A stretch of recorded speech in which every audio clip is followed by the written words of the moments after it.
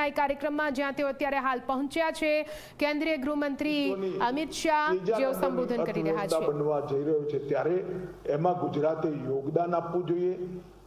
5મા number 11મા નંબરથી 5મા number આવવામાં પણ ગુજરાતનો સિંહ ફાળો છે અને 5મા નંબરથી 3જા નંબર જવામાં પણ મને વિશ્વાસ છે ગુજરાતનો સિંહ ફાળો રહેશે અને ચેમ્બરની ભૂમિકા એમાં ખૂબ અગત્યની રહેવાની છે।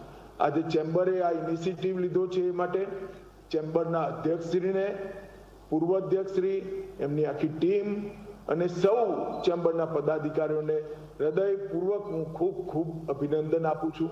ફરી એકવાર હું આગ્રહ કરીશ કે 25 વર્ષથી 100 વર્ષમાં ચેમ્બરે રિલેવન્ટ રહેવા માટે, ગુજરાતના વિકાસમાં યોગદાન આપવા માટે અને ગુજરાતી યુવાઓને આપણા પૂર્વજોએ જે રીતે કર્યું એ રીતે ઉદ્યોગ સાહસિક બનાવવા માટે એક સંસ્થાગત ઇનિશિયેટિવ ચેમ્બર ઓફ કોમર્સ લે એવી મેરી આપ સૌને વિનંતી છે।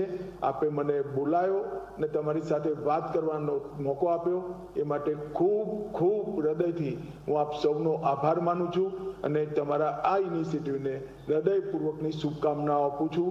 વંદે માતરમ, ભારત માતા કી જય।